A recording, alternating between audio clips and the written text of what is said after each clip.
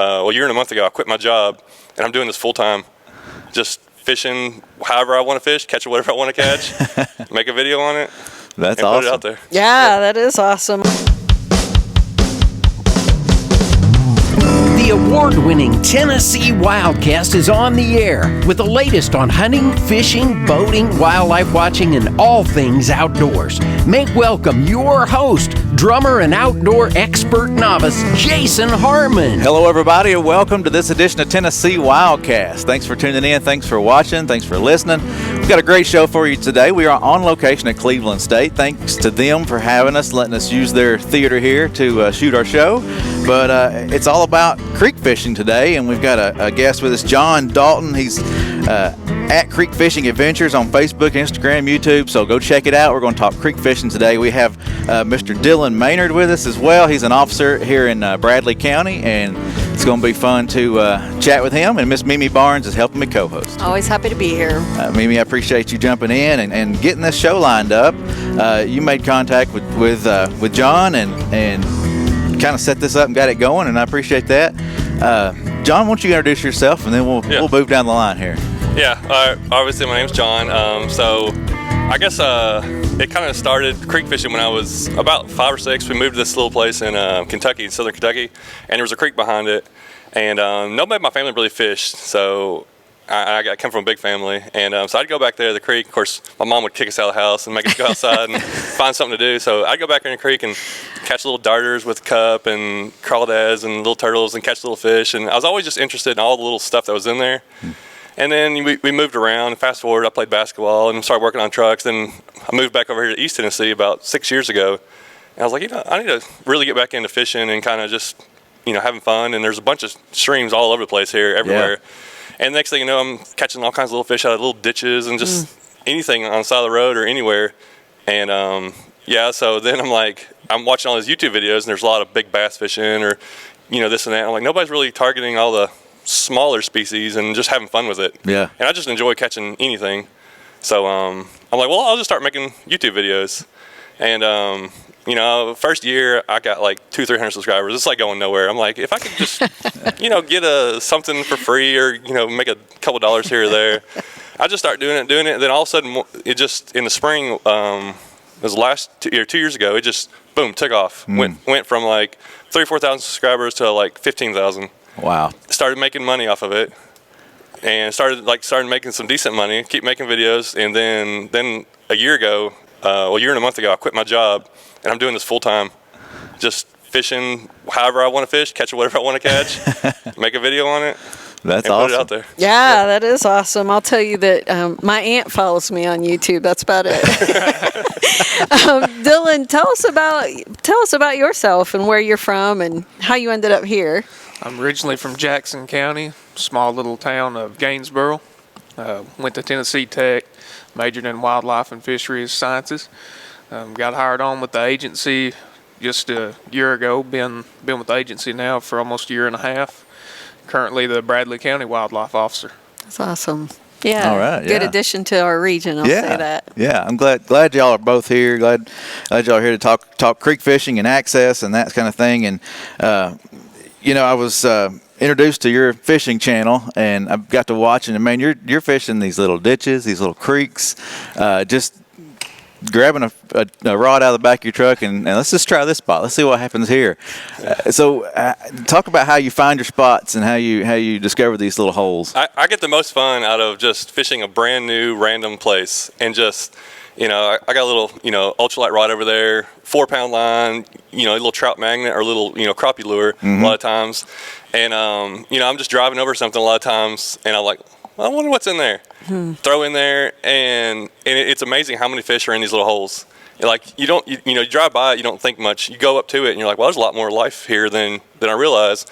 15 fish later and 7 different species, and you're like, well, that was a fun little hour, and I just have a blast doing things like that, and I'm just always on the lookout. And I've started doing a little bit more wading for smallmouth. Of course, Tennessee has got some of the best smallmouth creeks, or just they're a blast. But even these little ditches that got full of green sunfish or creek chubs, I have a blast catching those. And and if there's some water, there's fish in it, especially around here.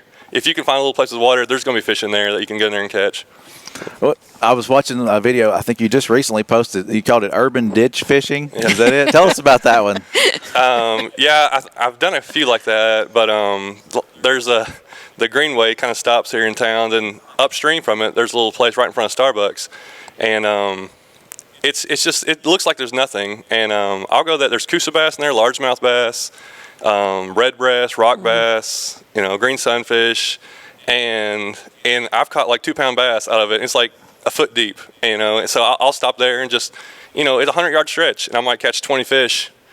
And, and I love showing that kind of stuff because, and I get feedback all the time from people who are like, well, that's pretty neat. Let me try that, the creek behind my house or the creek down the road. And you're like, I went down there and I caught all kinds of fish. Never knew there was anything in there.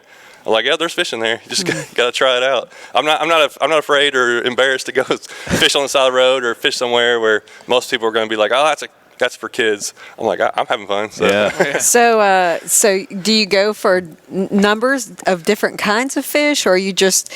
I always say any tug on the line for me is like Christmas morning. Yeah. What's in there. But are you ever looking for specific fish, or are you just seeing what is actually in there? Yeah, it depends. A lot of times, after I've figured out a place, or if I'm going kayaking or wading a bigger stream, I'm maybe targeting bass or spotted bass or smallmouth, where I'm like, okay, I'm actually gearing towards that, and then I'll change what I'm using some.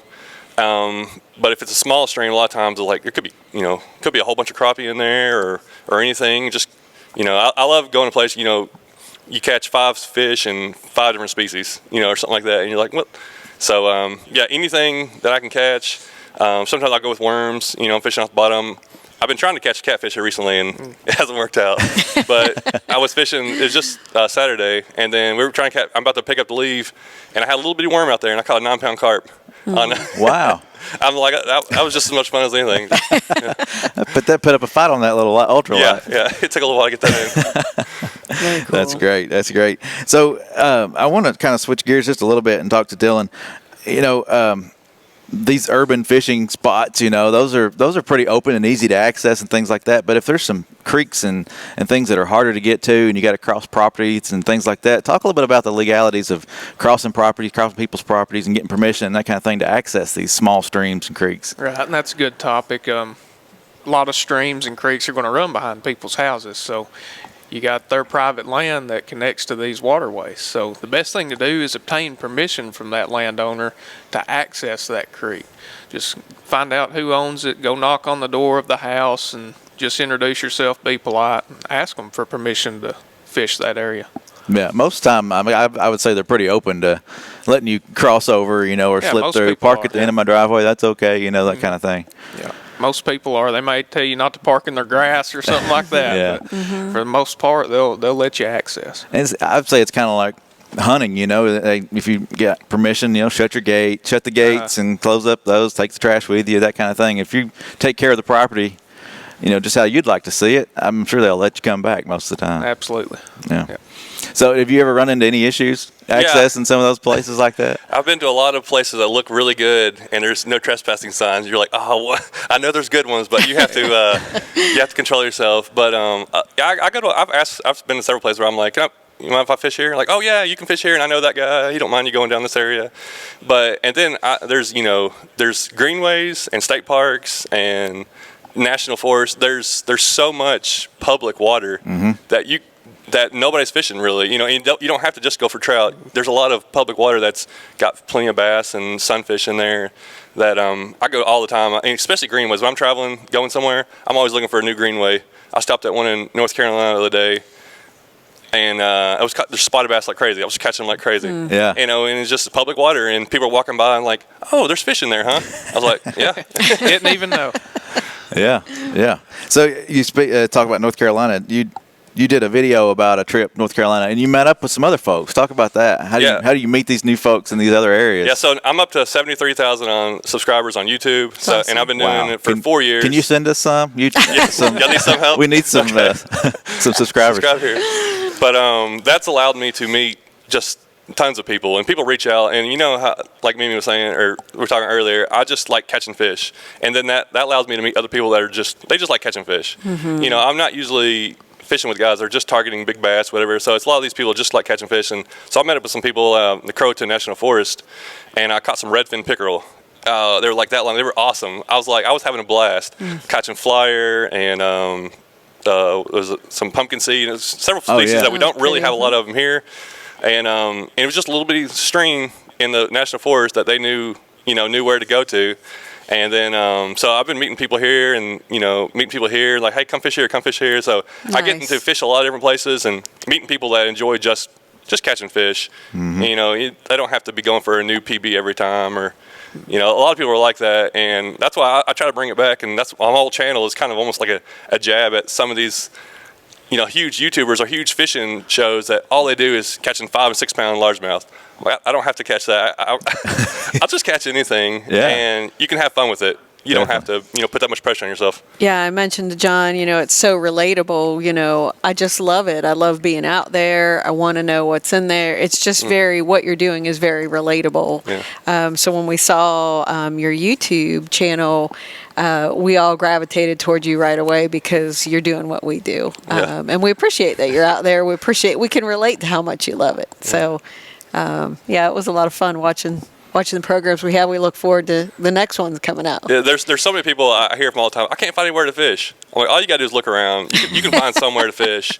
Yeah. It doesn't have to be you don't have to have an expensive boat or anything. You can just find a little stream or something like that, and it's going to be full of stuff. And we do have our maps page. Folks can find access on our maps page. Our interactive maps at tnwildlife.org. Yeah, it's a great resource you can zoom in and see some of those creeks and where they're going. I mean, even a Google map can help you too. I mean, you start looking and zooming in, those creeks they're pretty big, and some of them can be pretty productive. Yeah. So Dylan, anything that folks should be reminded of? Have their license. Oh yeah, absolutely. Have a license. Go outdoors, Tennessee.com. Yeah. To fish these creeks, you do need a license, and streams and rivers. Some streams and rivers like Tellico, they have special regulations, so you want to keep up to date on that. You can always look in our fishing guide, and those regulations will be listed. But for most creeks, they're going to go by just statewide regulations. Yep, and that's listed there. And if it's like you said, if it's something specific, you can dive into those bodies of water, and it'll tell you. Yep, it'll tell you. So, John, if folks are heading out, and you both can answer this too, chime in, Dylan. If folks are heading out, they've left their car behind, what do you carry with you? If I'm just going out, I carry. Go ahead and grab your bag. Yeah, show us what you got there.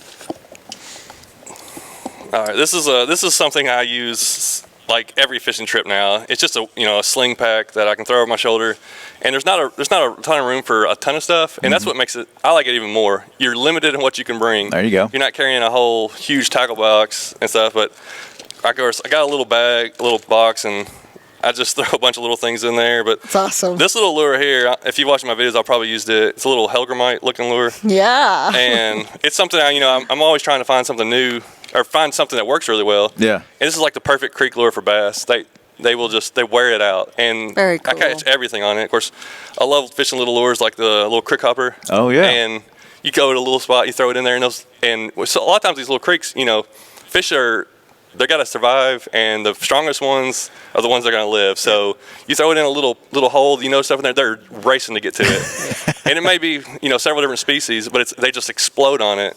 And then that one, it'll float, right? And then you can kind of crank it and it'll dive. And it's like it floats, and you can twitch it or reel it in. Or, of course, I carry cameras and, and just, pliers and things like that. But that's all you need really to get out there and just, I'll take one rod, take this.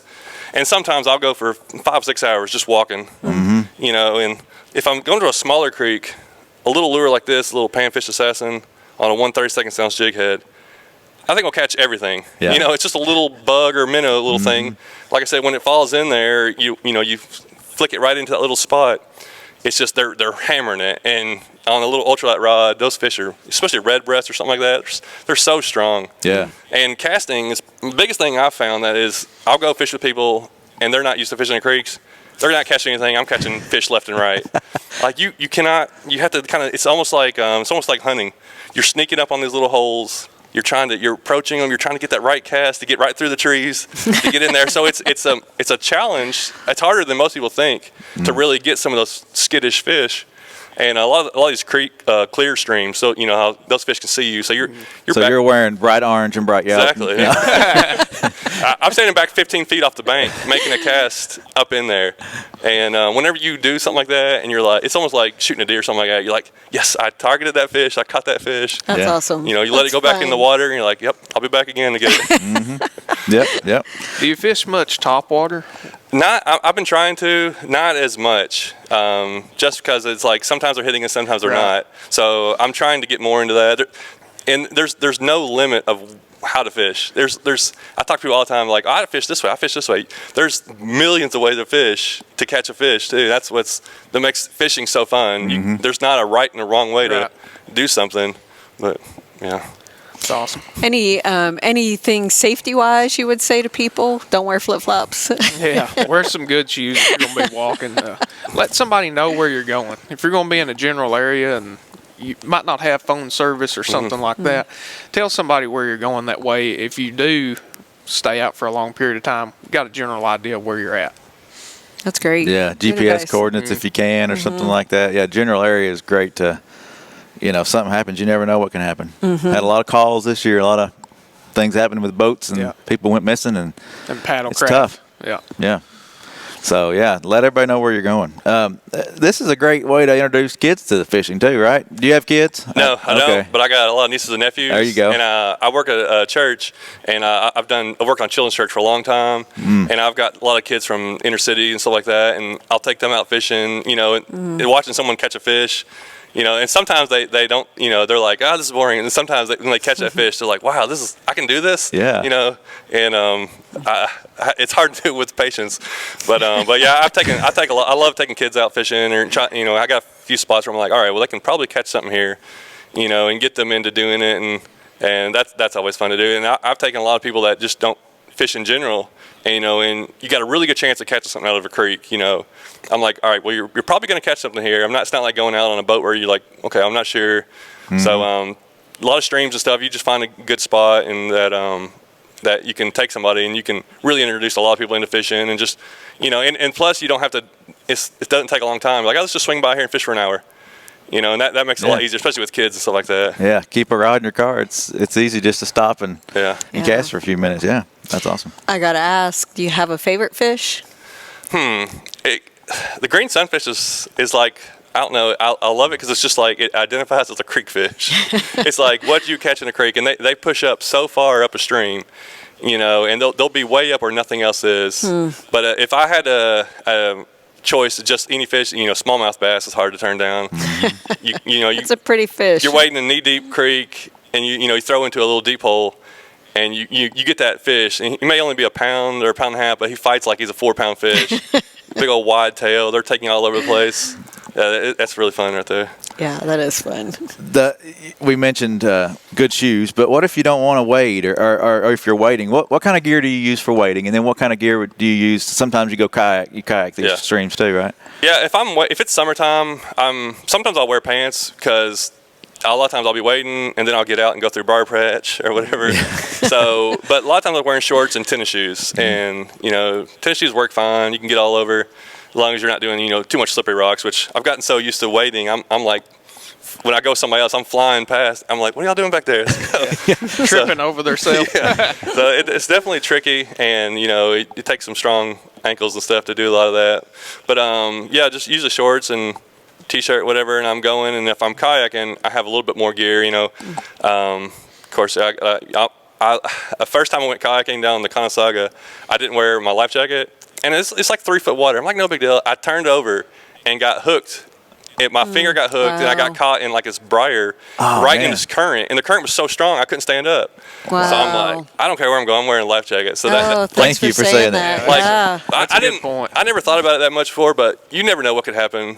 And it's easy to do. So, but I love kayaking down a stream. You're flowing down, you go over little rapids, you see animals. Saw some wild hogs last time I was at the Conasauga, and you're just catching lots of different fish. But yeah, there's like I said, there's so many different ways to do it and have fun. Yeah. Yeah, we really appreciate you saying the life jacket thing, you know, and in our careers, unfortunately, we've seen some mishaps, and we really want to encourage people to always have that life jacket on. So thanks. For sure. And it happens in shallow water. Yeah. More times than what people think. So Yeah. Can you speak on what's required for a kayaker? anytime you're in a kayak, paddlecraft, and now even with the paddle boards, you need to have a life jacket with you. You don't have to wear it while you're out there, but you need to have it with you to where you can put it on. But that was a really good point about the life jacket in shallow water, because a lot of people don't think about that. Yeah, and you've had personal experience. Yeah, that current's stronger than you think, and of course I know a lot of people kayak to Kobe and stuff like that, and you know even with life jackets it can still get dangerous situations and stuff. But So I wanted to ask too. You said none of your parents didn't fish when you were growing up. Do they now? Have they gone with you? no, not really. We got to get them out there. They got a celebrity in the family now. Most of my family lives around here. My dad, he's pastor in a church, little church in Dayton, and he's pastor of church pretty much all my life, and so he's really always focused on that, and you know he likes outdoor stuff, but he'll fish every once in a while, and that's kind of the way I was. I would fish, but until last few years, I really didn't realize how much more opportunity there is than you think. I used to always think, we got to go to the river and fish off the bank, or I can't go out because I don't have a boat. So this has really opened my eyes, and I feel like I've helped a lot of other people kind of like, hey, you just get out there, especially during this COVID. There were so many people out fishing and going to like trying new spots. I would even go to my little secret spots, and there'd be people there. Not secrets anymore. Oh no! But it's awesome that there's so many different waterways throughout Tennessee, especially East Tennessee. That hey, if you got 30 minutes to go drive somewhere, you can go find somewhere to catch something. So do you plan out your trips now, or is it? I mean, because you said you have people are reaching out to you and you have destinations in mind sometimes. Are you planning those out, or is it just I wake up and I feel like fishing? I'm going to shoot a video today. I most of the time, if I feel like I'm going to be in town for a week, I'll just let me see what I want to do today. I'll wake up and I like fun. Hopefully I'll be able to keep doing this. I only do the fishing I want to do. Like, this is what I want to do, this is what I want to do. Like, I might have an idea, like, this might get more views, but I'm just not into that. I want to fish something I'm excited about fishing. But I've been reached out to a lot of people all over the country, and I try to set up trips with them, and it's tough, like trying to plan everything out, and somebody's like, I'm over here, but I'm going up to Kentucky to kayak with a guy this week later on. And so we kind of planned that out from a couple weeks ago, and then I just got back from a North Carolina trip where I got to go fish, catch a false albacore. Didn't even know what that was. Well, enlighten me. I'm not sure either. I think it's like a type of a tuna fish. Okay. It was about that long. I had it on like a pretty heavy setup, and it took like 5 minutes to reel it in. Wow. And you're just casting off it's off a little island point that we went out to, and I was catching little pinfish and some lizard fish that were crazy looking. So I've gotten to do a lot more things through being full-time YouTube, and just allowed me to meet a lot of people. And the biggest thing that I'm really happy about is like whenever I started making these videos, I was like, I want to make sure people know I'm a Christian and be like a Christian influence, and a good example, stuff like that. So I'm able to put like Bible verses on there. I'm able to talk about church or talk about what I want to do. And a lot of other people out there are like, I appreciate that. I appreciate you keeping it clean. And, my kids can watch this, and I don't have to worry about that, where there's so much, trash out there. But, the whole fishing turning into full-time job doing this is a few years ago. I would never even have thought of that. I never made a YouTube video before. I didn't know anybody that made YouTube videos. It's just something I started to do, and now I'm doing it full-time, traveling around, fishing wherever I want to fish. That's awesome. Do you do That's all a good your day. Yeah, it's a great day. All your editing and everything? Right now I do, of course I got a few different cameras I'm trying to use, and sometimes I'm setting one up, but I edit my video, have to go back. I'm 5 or 6 videos behind. I don't like the editing part. It's like work.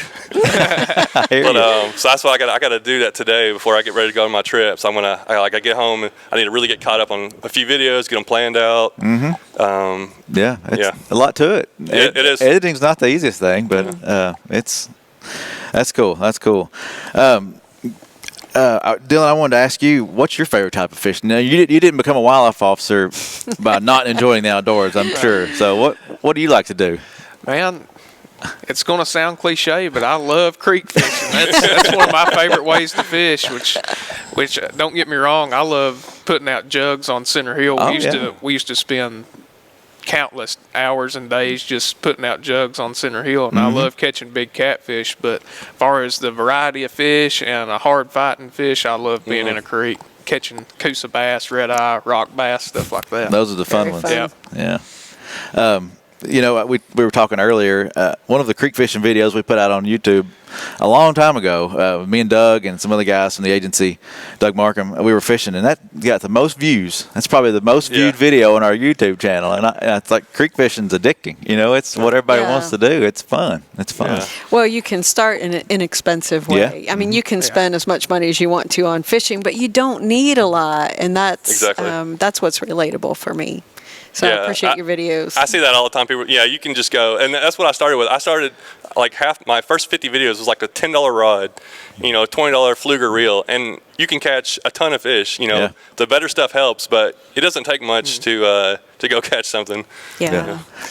Fluger, that's what I use. I got a little fluger reel. I love that. And a little Shimano rod. It's amazing. Just a little setup, and you're perfect. You're ready to go. Yeah, that's the part of it that, it encourages everybody. I mean, we love it. We all relate and we all get along because we love the outdoors so much. But there's so many people out there that might say, I could never learn that or I could never do that. But we really do think you encourage people in that way. And we hope we do, too. I mean, it's just, it's easy. Get out there and try it.